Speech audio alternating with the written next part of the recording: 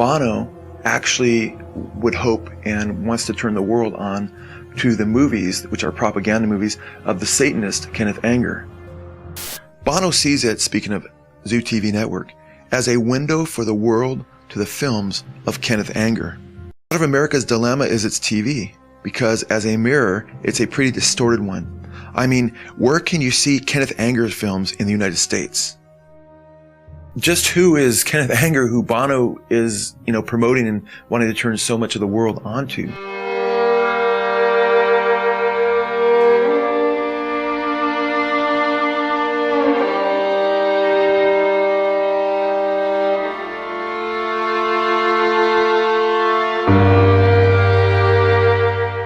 Woven deeper into the Westchester group was a mixture of more hardcore individuals, and they were known as the Process in general terms, although they didn't really use that name a lot. The Process Church of Final Judgment. Confidential federal documents show the group has been investigated for various criminal activities.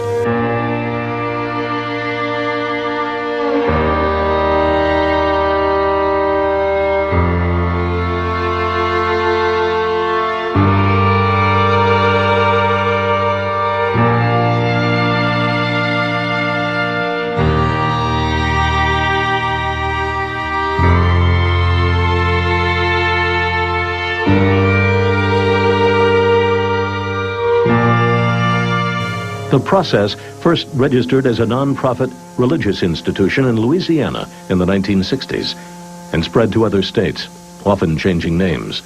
And they believed that the end of the world would come around the year 2000, and they believed that Jehovah and Lucifer and Satan were working together to bring about terrible cataclysmic events. And these people were, based on that belief, they were working with Satan to try to bring in a lot of chaos.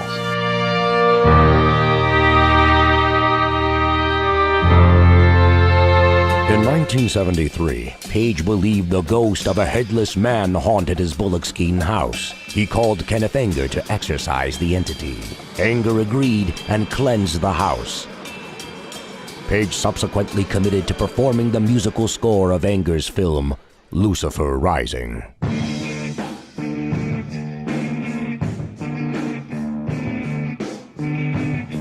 Lucifer Rising began production in 1967, but was plagued by tragedy. A 5-year-old boy named Goddard, cast to play the Lucifer Child, leapt from his apartment window to his death. Bobby Beausoleil, cast to play the Lucifer teen, joined the Manson family and murdered schoolteacher Gary Himman. In 1976, while editing his film at Page's Mill House, Anger finally received the musical score to Lucifer Rising. The reason why he didn't deliver the soundtrack was that he had a problem with heroin. Dissatisfied, he fires Page. Anger is evicted from Millhouse without his film. Hungry for revenge, Kenneth Anger publicly places a curse on Jimmy Page.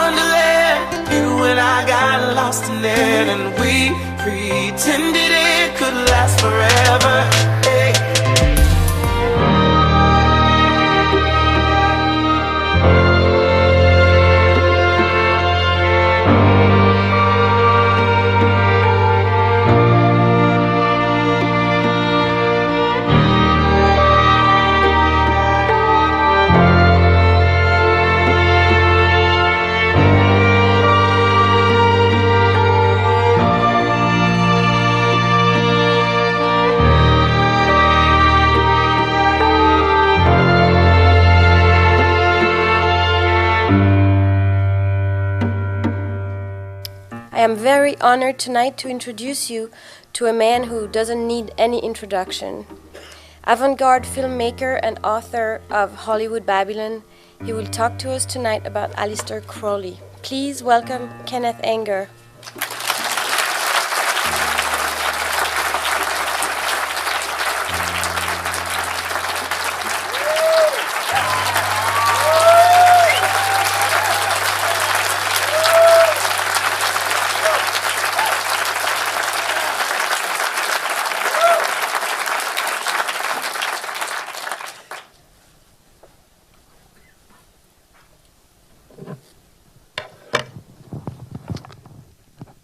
I am who I am, and it's tattooed on my chest, so in case I forget. You see, people that get Alzheimer's suddenly can forget their own names.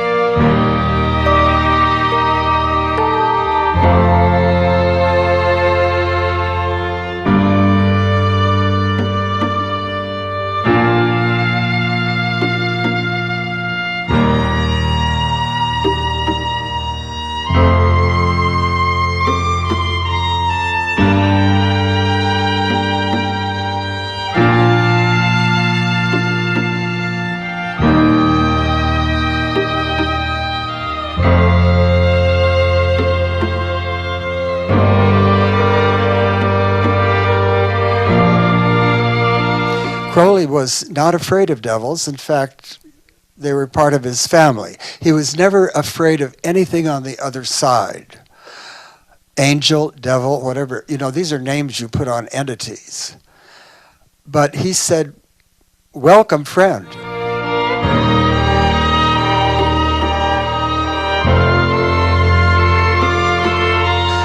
And he ended up painting his bedroom in this farmhouse that he rented, and it was called the Villa Santa Barbara, an 18th century farmhouse on a hill overlooking Cefalù, which is a rather quiet tourist place now. Above his bed was a great goat having intercourse with a red-headed woman, who of course would be the Scarlet Woman. And you do have this recurring of sexual images because basically that's what Crowley was all about. His religion was solar, not lunar. Solar, phallic religion. A man's religion that allowed women in, the so-called lunar element, but it was dominated by men. You know, if you want the other side, go join Wicca.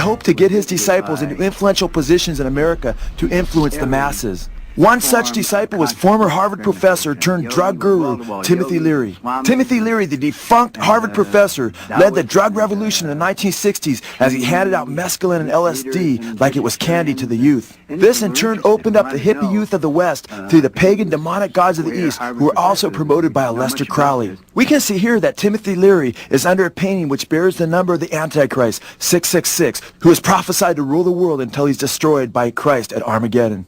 Timothy Leary claimed that he came to the realization that he was to usher in Crowley's new age when he was using Crowley's tarot cards. Leary asked the question, who am I and what is my destiny? Leary claims that he then cut to the Ace of Disc. Robert Anton Wilson declared, this shows a large disc bearing the Greek letters to Megatherion, the great beast. Leary interpreted this to mean that he is Crowley reborn and is supposed to complete the work Crowley began.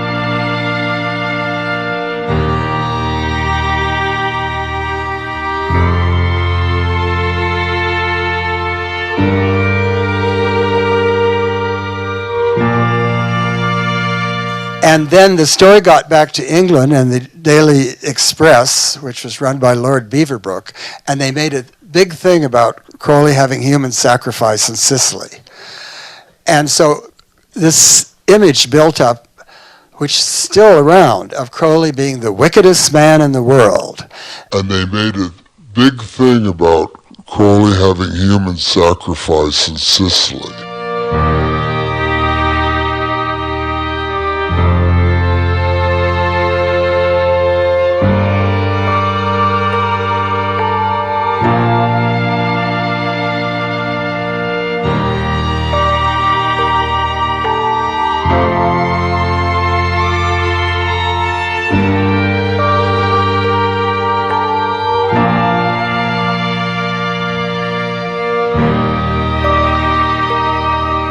Crowley and I have always been on the same wavelength because he has the kind of sense of humor that I absolutely am at one with.